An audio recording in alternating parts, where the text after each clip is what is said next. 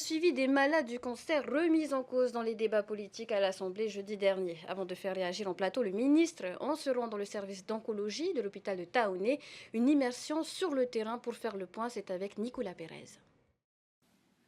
Avec plus de 800 nouveaux cas de cancer chaque année en Polynésie, le service oncologie de l'hôpital du Taoné ne désemplit pas. Il tient d'ailleurs à rassurer sur la continuité et la qualité de l'offre de soins mise en cause par 2 élus de l'Assemblée la semaine dernière. Puisque là, tu n'as fait que ta deuxième cure de chimiothérapie. Voilà, et mercredi, la troisième. D'accord, très bien. Nous, on est là essentiellement pour rassurer sur le fait que la continuité des soins a été assurée, c'est-à-dire qu'on a continué à traiter, que ce soit en radiothérapie ou en chimiothérapie. Effectivement, une des principales plaintes vient du turnover, du fait que les médecins, que les patients vont avoir beaucoup de médecins référents qui vont se succéder. Et ça, dans la prise en charge, c'est évidemment difficile et ça, on le comprend complètement. On donne sa confiance à un médecin qui, malheureusement, va changer pratiquement tous les 6 mois. Un problème de ressources humaines qui s'additionne à l'insuffisance des locaux. Un redimensionnement du service est nécessaire. Il est déjà envisagé de longue date. Le déménagement sur un site de plus grande taille avec un espace plus important pour traiter nos patients est envisagé, mais plutôt à moyen terme.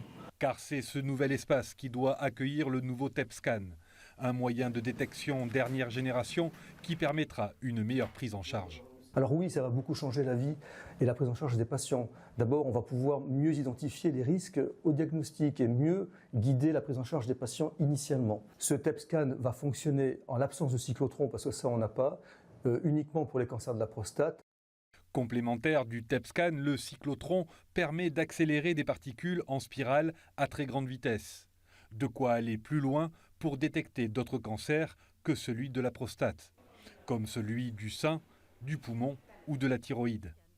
Une perte de chance pour les malades concernés, selon Inamoeura Morgan, qui maintient ses propos à l'Assemblée. J'ai jamais voulu critiquer les personnels soignants, c'est vraiment les moyens et le fait que ce ministre ait arrêté des projets. Alors est-ce que c'est parce que c'était l'ancien gouvernement? En tout cas, c'était pas financier, même s'il le dit, c'était pas une question d'études puisque les études avaient été faites, on attendait le permis de construire. Donc en ne donnant pas les moyens et les technologies dont devraient bénéficier nos Polynésiens, oui, ce ministre met à mal la vie de nos malades. C'est le site de Princesse Eyata qui devait d'abord accueillir les nouveaux appareils, avant que la nouvelle mandature décide de l'installer à la rotonde du CHPF.